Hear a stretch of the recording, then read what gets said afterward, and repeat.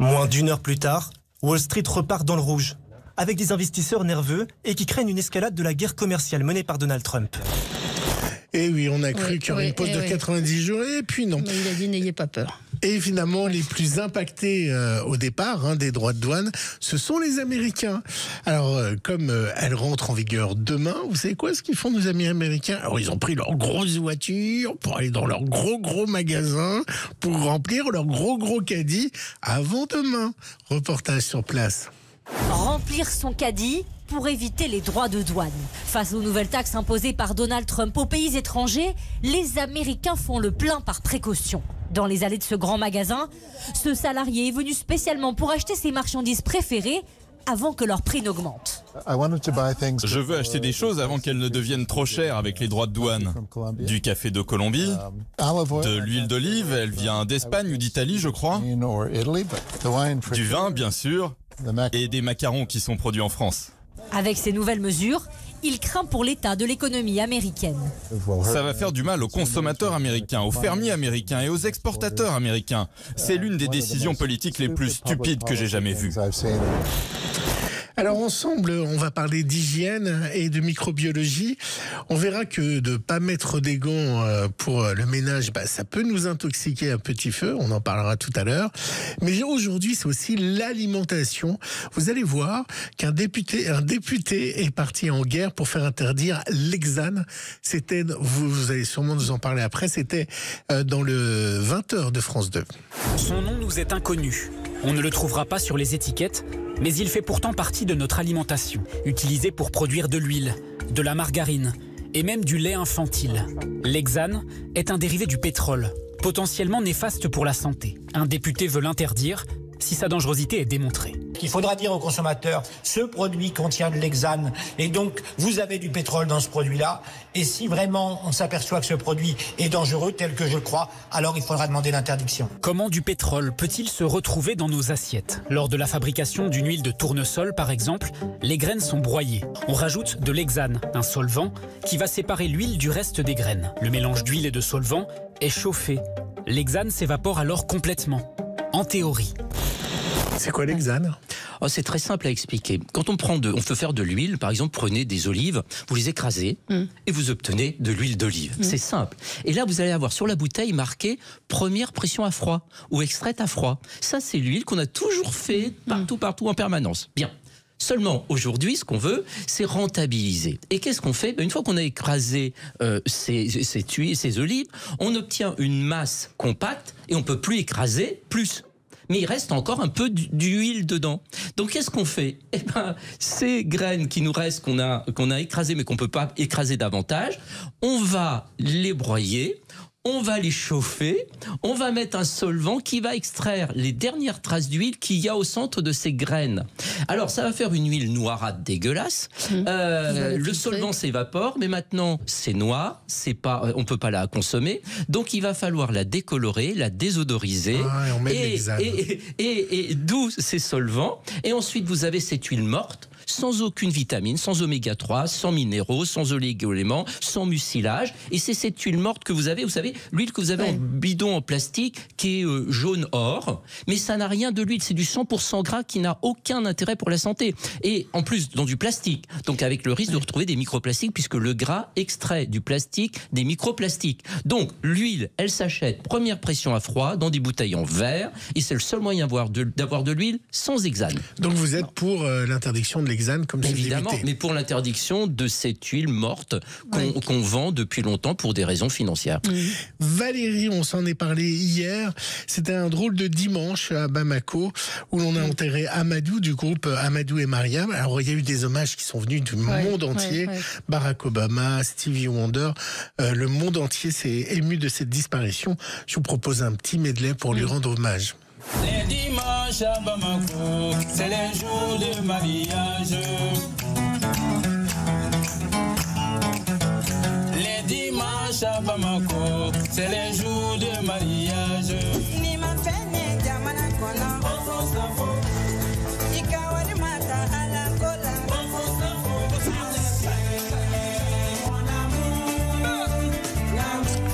Petit medley medley qui a été fait par nos amis de C'est à vous, avec des extraits quand ils sont venus de nombreuses fois sur le plateau de C'est à vous de France 5. C'était Pierre Lescure qui a rendu hommage hier. Et on se retrouve dans un instant avec Christophe Mercier-Tellier qui va nous parler hygiène. L'hygiène, c'est la santé. Je rappelle, votre livre est un best-seller et je comprends pourquoi. Je me suis plongée dedans et vous voyez, toutes les pages sont cochées parce que ça, littéralement, je pense que... non, parce que c'est des choses basiques. L'endroit le plus sale, c'est le sac à main. En gros, un des endroits les plus sales. L'endroit le plus sale, c'est la cuisine. Hein, oui, à cause cuisine. De l'éponge. Absolument. L'éponge, le sac à main. Il y a des nouvelles éponges, on en parlera. Oui, l'éponge. Ah, vous n'y croyez pas aux nouvelles éponges? J'ai pas de croyance. Non. Ah bon, d'accord. Mais c'est vrai, encore une fois, qu'il y a plein de choses qu'on peut modifier et qui vont littéralement changer notre vie. Moi, je vous assure que je vais, dès ce week-end, faire un grand ménage. Et ça nous coûtera moins cher. Oui, absolument. Le vinaigre blanc, bicarbonate de soude, l'eau froide, sans détergent pour laver les sols. C'est fou. Hein. Ouais, à tout de suite.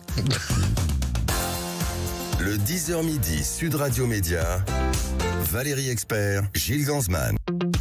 Sud Radio Média, l'invité du jour. L'invité du jour, Christophe Mercier-Tellier. Alors, vous êtes hygiéniste, microbiologiste. Vous allez nous expliquer votre métier. On vous voit régulièrement dans le magazine de la santé et vous publiez L'hygiène, c'est la santé chez HarperCollins. C'est un livre qui cartonne, hein, je le dis, il est en réimpression. Vous avez été surpris d'ailleurs par le succès? Surtout que ça fait que 6 jours qu'il est en vente. Ah, dingue. Donc, oui, surpris, oui. Parce que franchement, c'est une merveilleuse collaboration avec HarperCollins. J'ai été vraiment dans une collaboration qui a été de tous les instants. Je l'ai écrit de A à Z. Le deuxième, je l'ai écrit cet été. J'en ai prévu 6 minimum. Donc, j'ai encore beaucoup de choses à dire. Donc, je vais prendre les dates. Tu as appelé votre attaché de presse quand tu as eu Johan. On va demander la priorité. C'est que le tome 1. Mais c'est vrai que oui, j'ai été surpris. Mais j'ai essayé de faire ce livre à l'image de ce que je fais tous les jours. Racontez-nous un petit peu, qu'est-ce que c'est qu'un hygiéniste? Alors d'abord, un hygiéniste, c'est un professionnel de santé la plupart du temps, qui travaille dans les hôpitaux et qui s'occupe de la prévention des maladies associées aux soins. Alors, nosocomial nosocomial est un terme qui est plus restreint que associé aux soins. Les infections nosocomiales, c'est les infections contractées à l'hôpital. Les infections associées aux soins, c'est les infections qu'on contracte chaque fois qu'on nous fait un soin. Ça peut être des soins à domicile, des soins dans un EHPAD, chez un kiné, chez le dentiste. Tandis que nosocomial, c'est uniquement les infections à l'hôpital. Donc, les infections nosocomiales sont des infections associées aux soins, mais à l'hôpital, tout simplement. Voilà la différence. Et les hygiénistes, eh bien, ce sont des pharmaciens, des médecins, des infirmières, des manip radio, des chercheurs comme moi, qui ont passé un diplôme en hygiène. Alors, avec un gros problème, c'est qu'on n'a pas d'uniformité des diplômes en hygiène en France, une méconnaissance et une non-reconnaissance correcte de tous ces hygiénistes d'un point de vue salarial. Donc, il y a vraiment une grosse problématique. Heureusement qu'il y a une société française d'hygiène hospitalière aujourd'hui qui réunit les hygiénistes de France, et tout ce petit monde-là fait de la prévention, de la formation. C'est des gens de terrain qui font à la fois des statistiques dans leur bureau et qui forment le personnel sur le terrain, qui mettent en place les bonnes règles d'hygiène. Alors moi, je suis formateur, j'ai 42 domaines d'activité. Je forme à la fois le chirurgien à l'hygiène des techniques opératoires, c'est-à-dire voir comment on fait pour ne pas contaminer une plaie opératoire, mais je forme aussi le personnel dans les cuisines de restauration collective, dans les blanchisseries, nettoyage et désinfection des locaux, dans les soins infirmiers, dans les soins d'hygiène corporelle. Incroyable. Donc c'est quand même énorme. Oui, c'est très vaste, très vaste. Petite question bête, par exemple. Je change mes draps combien de fois? Une fois par semaine, tous les 3 jours? Alors, on est à la maison. On imagine que vous n'êtes pas malade et dans ces conditions, on change les draps une fois par semaine. Ah, ça va, c'est Maintenant, à partir du moment où vous êtes malade, votre oreiller notamment, c'est là où vous expirez, où vous, pendant la nuit, vous bavez un peu, vous avez le nez qui coule, vous avez les yeux qui coulent, etc. Il est fortement recommandé, il faut, pour éviter de poursuivre une pathologie, de changer ses draps, si possible tous les jours ou tous les 2 jours, et surtout quand on a fini d'être malade, de absolument les changer. Parce que sinon, vous allez prolonger la pathologie. Vous savez, c'est comme les mouchoirs en tissu qu'on avait souvent quand on était gamin dans la poche. Maintenant, on a des mouchoirs en papier, on prend, on utilise, on jette, parce que sinon, on va augmenter la durée d'un rhume, par exemple. Et ça, ce sera dans le tome 2, parce qu'on ne parle pas des draps dans ce livre-là. Et non plus, une question que je me suis posée, ma serviette... Mais ce sera dans le tome 2, on va parler peut-être du tome 1 déjà, des produits exclusivités. Je voulais ma question de ma serviette. La serviette. La serviette de ma douche. Oui. Alors, la serviette de douche... La serviette de douche, ça change tous les 2 à 3 jours. Ah oui. Ouais, mais voilà, 2 à 3 jours, c'est très bien, mais pas la changer toutes les semaines, non, ça n'en est pas question. Par contre, le gant de toilette qu'on a encore dans beaucoup de familles, c'est à chaque toilette. Un gant de toilette, ça change à chaque toilette, parce que le gant de toilette, c'est encore très répandu, le gant de toilette. À chaque toilette. Oui. Parce que c'est humide. Parce que c'est humide. Vous avez mis du savon dessus. Oui, sauf que vous avez récupéré. N'oubliez pas que la serviette, c'est pour essuyer un corps qui a été rincé. Le gant de toilette, c'est pour savonner un corps sale. Donc tous les micro-organismes génito-urinaires, fécaux, cutanés qu'il y a sur vous sont dans le gant. Vous avez beau rincer les bactéries, ça fait 1 millième de millimètre. Elles restent là-dedans. C'est humide, c'est chaud. Dans la salle de bain, une bactérie en donne 2 en 20 minutes. À partir d'une bactérie, vous en avez 1 milliard en 10 heures. Vous parlez dans ce livre des savons, justement. Le savon, alors il y a les différents types de savons. La savonnette familiale. Oh mon Dieu. Donc oui. Donc le savon, contrairement à ce qu'on peut imaginer, n'est pas le lieu le plus sain non plus de la maison. En fait, le pain de savon, c'était formidable au moment où on l'utilisait peu, ce savon, on se lavait peu. Il ne faut quand même pas oublier que jusqu'au milieu du 19e siècle, on ne se lavait pas. Donc à partir de là, on imaginait que l'eau était dangereuse à la santé, que l'eau, si on se baignait, elle dilatait les pores de la peau et rendait la peau sensible à l'air malsain, parce qu'on imaginait que c'était le mauvais air qui nous rendait malades. Bien. Donc maintenant, ce pain de savon, je dis pas qu'il est mauvais. Il faut simplement le gérer correctement. Mon travail à moi, c'est pas de culpabiliser les gens, c'est d'éviter qu'ils soient parano en ayant les bonnes informations et qu'ils fassent des choix cohérents pour leur santé. Le pain de savon, si chacun a le sien, et que c'est un savon sans parfum, sans colorant, avec une composition la plus simple possible, c'est chacun le sien. Je suis sur un égouttoir.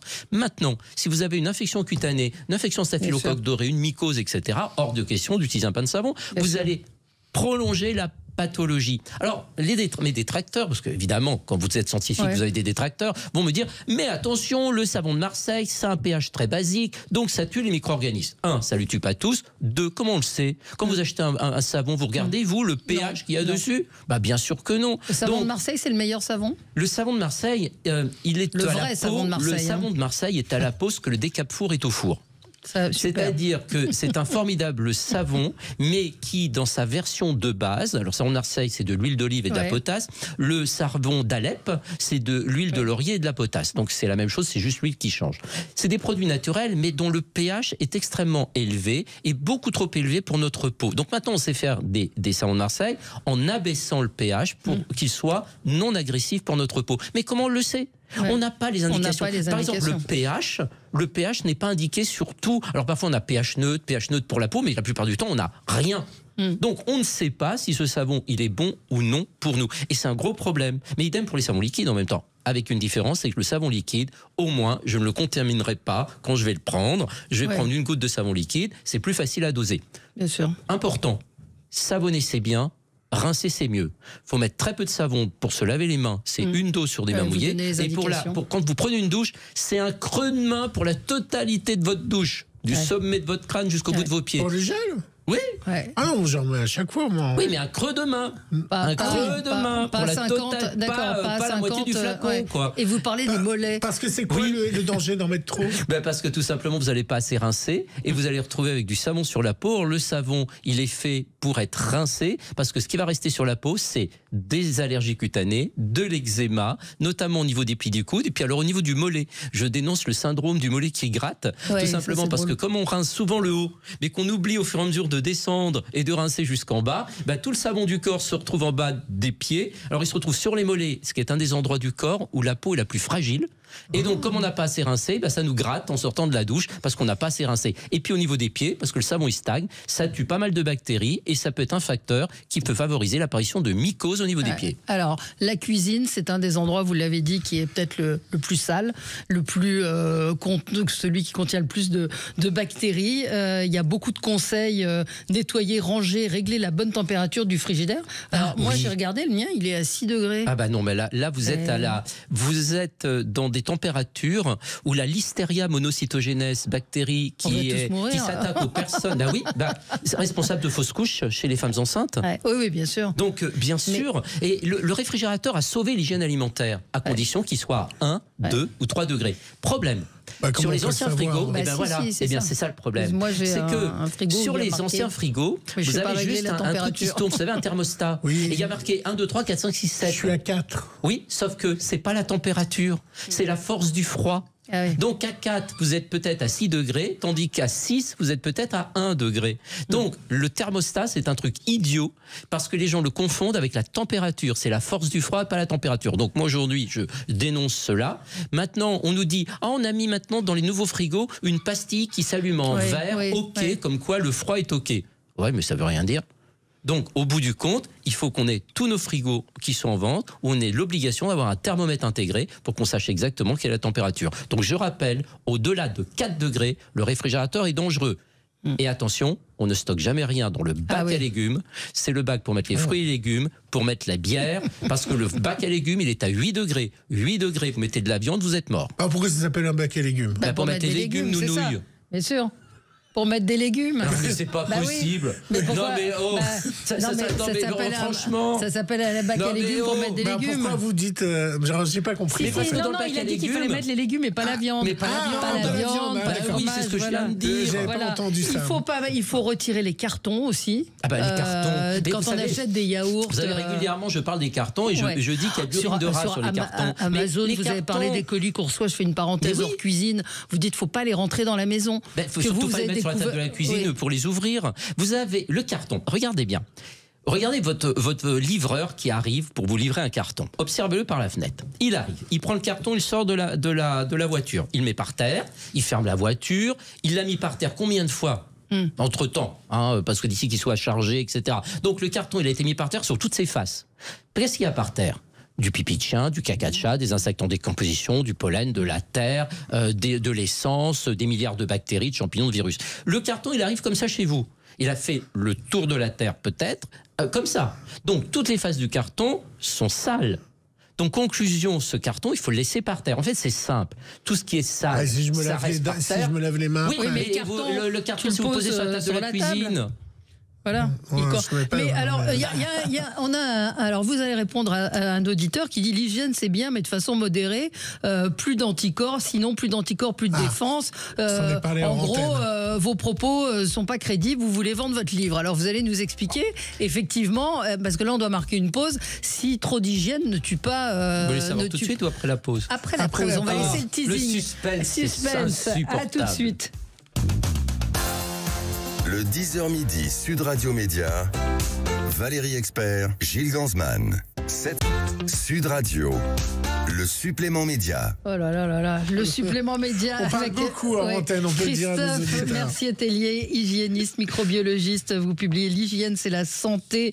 La vérité sur l'éponge et autres révélations fracassantes par l'expert du magazine de la santé, du MAC de la santé. C'est paru chez HarperCollins, ça fait 6 jours que c'est sorti et c'est en rupture de stock. Alors, il y a des résistances chez nos auditeurs. Alors, certains disent comment on crée nos défenses immunitaires si en plus on n'est plus en contact avec les microbes. L'auditeur précédent donc qui vous dit mais ça va quoi, il y a un moment faut pas exagérer. Ouais. Alors vous dites quoi?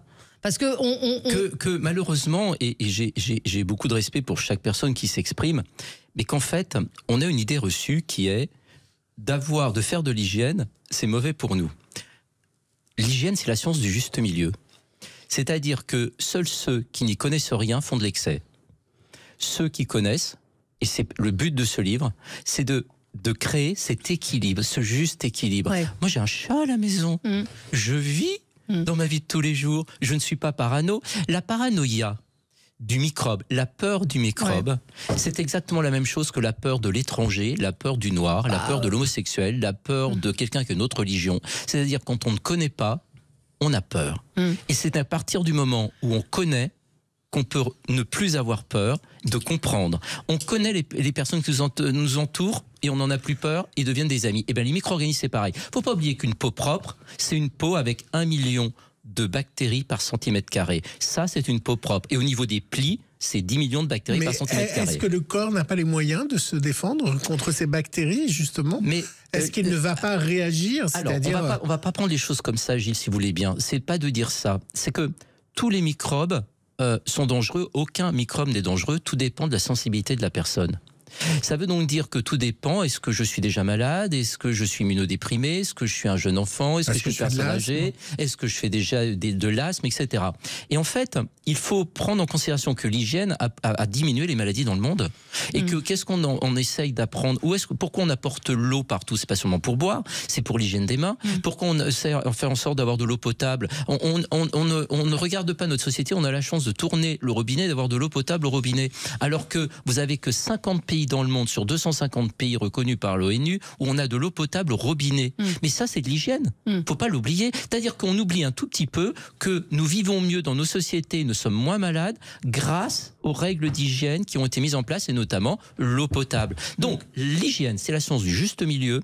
C'est sûrement pas être parano et sûrement pas ne plus toucher qui que ce soit. Qu'est-ce que j'ai fait? Je vous ai serré la main en arrivant et je vous ai pas dit je vous serre pas la main. Mais Valérie, et ces pots d'épices. Oui, d'épices. Il y a plein de gens qui ont des pots d'épices et ils en sont pas morts pour autant. Alors ça, c'est pas vrai, Gilles, parce que c'est comme je de joue dire. L'avocat du diable.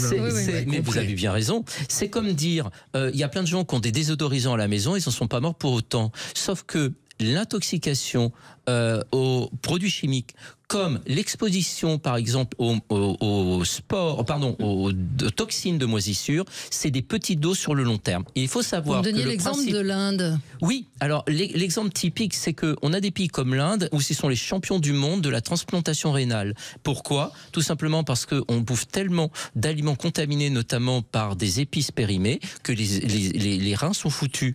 Et il faut bien regarder que c'est dans le long terme qu'on va avoir un risque, c'est toujours des expositions aux petites doses. Regardez les travailleurs qui travaillent dans des usines au contact de produits chimiques.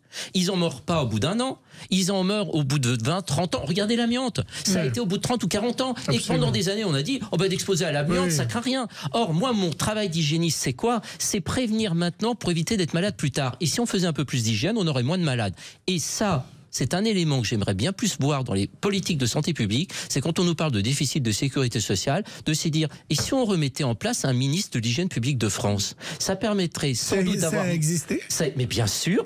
Ministre de la Santé, d'Hygiène publique de France, regardez dans les gouvernements, juste dans les années, sans doute des années 50, 60 même, on avait ça. Et donc, ça veut dire quoi? Ça veut dire qu'aujourd'hui, on ferait bien de se poser la question de comment mettre en place une vraie politique d'hygiène pour que les gens soient moins malades. C'est le combat entre Hygie et Panacée dans l'Antiquité. Hygie, c'était la déesse de la prévention. Panacée, c'était la déesse des remèdes. Et on dit qu'elles se sont fait la guerre et que c'est Panacée qui a gagné et que les humains sont plus préoccupés par chercher des traitements que de faire en sorte de ne pas être malades. Mais tous ces produits coûtent cher.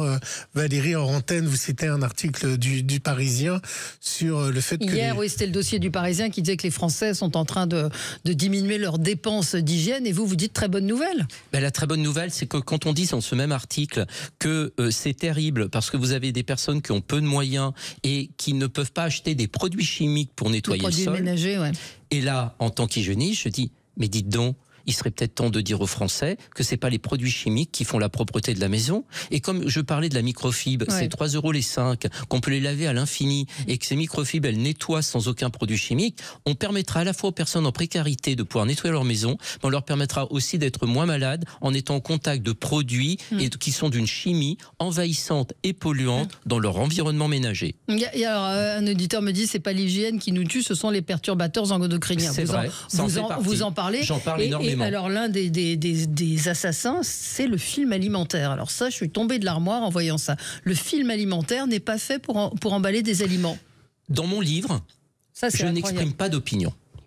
Je suis un scientifique et j'apporte des faits avec des publications et des éléments non critiquables. Et ça, c'est hyper important. Je sais qu'on est dans une société où on remet tout en question, tous les scientifiques, la Terre n'est pas ronde, elle est plate, etc. Aujourd'hui, ce que j'explique, c'est simplement des faits. Le film alimentaire, tous ceux qui nous écoutent, qu'ils aillent dans leur cuisine, qu'ils prennent le rouleau de film alimentaire, qu'ils prennent l'emballage et qu'ils regardent en dessous. Et il y a marqué combien pour l'emballage de tous les aliments, sauf les aliments gras, les aliments au contact du gras, les purées d'arachides, les huiles, le beurre, le saindoux, etc. Pourquoi ? Parce que si vous avez une salade de carottes vinaigrette, dans lequel il y a du gras puisqu'il y a de l'huile, que vous avez mis dans un saladier et que la salade de carottes déborde un peu du saladier, que vous mettez un film alimentaire pour recouvrir ce saladier et donc que l'huile sera au contact du film, le gras extrait du film des phtalates, du diéthylphtalate, cancérigène sur le long terme et un gros perturbateur endocrinien très préoccupant. Oui, mais on ne fait pas de la salade de carottes qui déborde tous les jours. Mais non, mais on emballe la pâte à tarte avec du beurre dans du film alimentaire, dans les tutos. On emballe le fromage dans les supermarchés à la coupe, au rayon à la coupe, on vous emballe le fromage, la charcuterie, le saucisson, etc. Et donc, à partir de là, on a un film alimentaire qui, bizarrement, dont la chasse en termes d'écologie n'a pas disparu, n'a pas été interdit de notre vie quotidienne. C'est sans doute le plastique le plus jeté dans nos cuisines. On en est encore là. Le film alimentaire est dangereux. Il faut prendre des boîtes en verre. Et c'est comme les boîtes en plastique. Hein. C'est comme les célèbres boîtes en plastique qui sont ignobles. Et d'ailleurs, vous remarquerez que quand vous mettez de la vinaigrette, à un moment donné, à l'intérieur, ça prend la couleur. Et ça prend la couleur de la carotte, par exemple. Et en plus, ça devient un peu poreux. Tout simplement parce qu'on a extrait des microplastiques qui sont maintenant dans l'aliment. Donc, c'est des boîtes en verre et uniquement en verre, avec un couvercle en plastique, mais qui ne touche pas l'aliment. Qui ne touche pas l'aliment. Et à partir de là, on est tranquille. Et de toute façon, il y a très peu d'échanges. Mon fromage à l'air libre, le fromage à l'air libre, dites-vous une chose, c'est que tout ce qu'on met au réfrigérateur... Moi, j'ai du brie à l'air libre. Tout ce qu'on met au réfrigérateur doit être filmé, doit être recouvert et pas filmé. Doit être recouvert mais pas filmé. Donc dans des boîtes. C'est parfait, parce que dans le réfrigérateur, vous allez mettre aussi les yaourts, vous allez mettre des choses avec des emballages dont l'extérieur n'est pas garanti propre. Donc, dans un réfrigérateur, vous recouvrez tout, vous mettez tout dans des boîtes, vous protégez tout, et comme ça vous êtes tranquille. Mais les restaurateurs sont, moi qui regarde de temps en temps Cauchemar en cuisine, ou d'autres reportages, on les oblige à filmer les aliments. On les oblige à les recouvrir, pas à les filmer. On les oblige à les protéger. Ben oui, mais ils ne sont pas obligés. Vous savez, à partir du moment où on va mettre en place... la nourriture, la prochaine émission va s'appeler Cauchemar en hygiène. Ah, ce serait une super... C'est une avant-première, mais ça n'existe pas. Donc, non, mais ça marcherait bien. Mais bien sûr, ça marcherait bien. Cauchemar en hygiène, je me défie une télé de silencer parce que j'ai beaucoup de choses à faire et beaucoup de choses à dire. Mais c'est à travers la télé qu'on éduque les gens. Quand vous voyez que dans les émissions de cuisine, vous n'avez pas un qui fait la cuisine et qui a une charlotte sur la tête et qu'il n'y en a pas un qui se lavent les mains et qui sont tous avec des bijoux et des bagues. J'ai vu il n'y a pas longtemps Top Chef. J'ai vu le guide Michelin. Ils ont décerné une 3 étoiles à un restaurant et je l'ai vu dans un magazine, un magazine avec un reportage sur ce mec formidable, 3 étoiles. Il est bourré de bijoux, il est bourré de bagues, il a des cheveux longs avec une queue de cheval, il est en cuisine en train de faire votre repas. Et ben dans ce 3 étoiles, j'irai pas manger. Alors il serait peut-être temps de faire le guide Michelin, non plus avec des étoiles écologiques, mais les guides Michelin de l'hygiène en cuisine. Pas venir avec une Charlotte, votre chef 3 étoiles. Attendez. Non, mais filmer dans sa cuisine. Quand vous voyez un cheveu dans votre assiette, ça vous donne envie de manger ? Non, pas du tout. Eh ben non, encore pire si vous l'avez eu dans la bouche, vous en avez pas. Par exemple, est-ce que mes couverts ont bien été lavés ? Est-ce que mon verre a bien été lavé ? On n'en est pas là. On est en train de parler sur un couvert, un micro-organisme va pas beaucoup survivre, d'accord ? Mais sur un cheveu vivant, il y en a plein. Et quand il tombe dans l'assiette et que l'assiette vous est servie immédiatement, j'ai pas trop envie de manger les cheveux de quelqu'un, vous voyez ? Donc, il serait temps qu'on ait le Michelin de l'hygiène et qu'on aille analyser un petit peu plus près les pratiques dans les cuisines où on s'abstrait finalement de toutes ces règles d'hygiène parce que c'est pas beau, c'est pas marrant d'avoir une coiffe et c'est pas sympa. Mais dites donc, la télé, c'est le premier modèle des jeunes, c'est le premier modèle pour éduquer une population. Donc de parler d'hygiène des mains dans les émissions de cuisine, Top Chef et tout ce que vous voulez comme autre magazine cuisine à la télé, ça serait un moyen de montrer qu'avant de manipuler des aliments, on se lave les mains. Sauf qu'on ne les voit jamais se laver les mains dans ces émissions. Il faut faire quelque chose. L'éponge, la star de Vous votre avez vu livre. ma petite définition. Oui, Mon petit absolument. proverbe de maison, Valérie. Éponge dans la chaumière, culotte devant derrière. Absolument. Vous voyez bien l'image. Oui, vous l'avez bien, hein. Oui. D'accord. Voilà. Donc, ça veut dire qu'avoir une éponge dans la maison, c'est comme pas ne changer de sous-vêtements tous les jours. En même temps, on est français, les hommes changent à peu près 1 fois par semaine et les femmes 2 fois par semaine. C'est les statistiques. Ça, 2 fois par semaine, c'est ce que les statistiques qu'on a à l'hôpital quand on voit les gens arriver aux urgences. Ouais. Et c'est le personnel des soignants des urgences qui me raconte ça. Hein. Donc, c'est terrible. Donc, l'éponge, c'est l'anti-hygiène. Clairement. Et donc, toutes les éponges, même les éponges magiques, les trucs. Faut arrêter.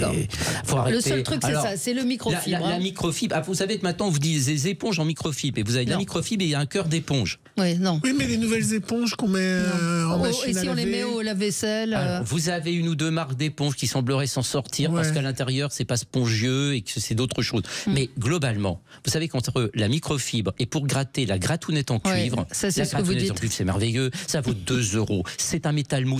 Vous pouvez même, ça ne raye pas. Votre plaque vitrocéramique, la gratounette en cuivre, et en plus c'est du cuivre, les bactéries n'adhèrent pas, ça sentira jamais mauvais. Tandis qu'avec le grattoir en inox, vous avez le grattoir un peu en inox là, pour gratter, vous enlevez la tâche, mais vous enlevez aussi de la surface. Donc vous rayez les surfaces.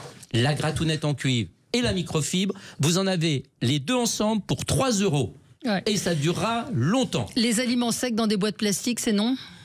Oh, les aliments secs dans céréales, les boîtes plastiques, s'il n'y a pas d'échange. Vous voyez, là c'est bon, là, ça ne me dérange pas. C'est tout ce qui est gras liquide sur lequel il y aura un écage. Là, ça ne me dérange pas. Mais moi, j'ai pas de boîte en plastique à la maison. Non. Aucune. Pas d'éponge non plus, on l'a bien compris. Non. Non. Il y a plein de choses. Il y a les éponges, il y a les plats cuisinés. Bon, on n'a pas le temps de tout voir, mais c'est vrai qu'il y a un auditeur qui me dit on voit qu'il y a des retours du botulisme avec des conserves mal. Bien sûr. Alors, c'est quoi le botulisme ? C'est Clostridium botulinum. C'est une bactérie naturellement présente dans la terre.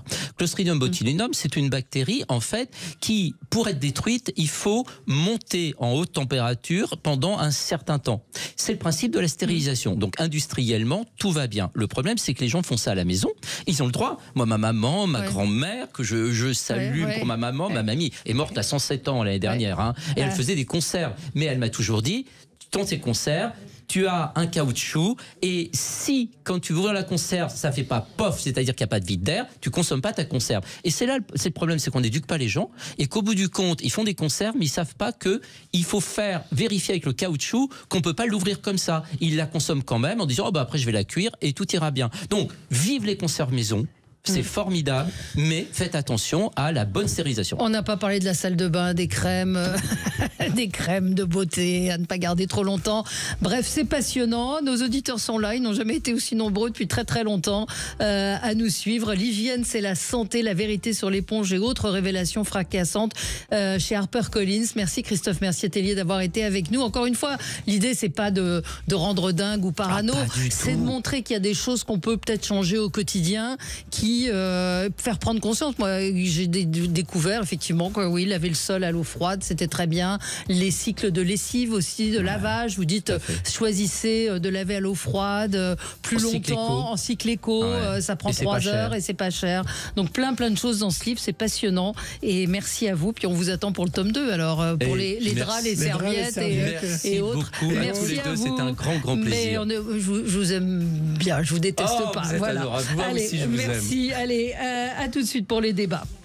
Sud Radio, votre avis fait la différence. Vous êtes auditrice de Sud Radio depuis longtemps ou pas ?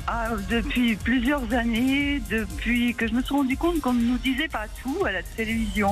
Sud Radio, parlons vrai. Leclerc, bonjour. Bonjour, mon dictionnaire me dit concombre, légume apprécié pour sa fraîcheur. Oui. En fait, c'est concombre.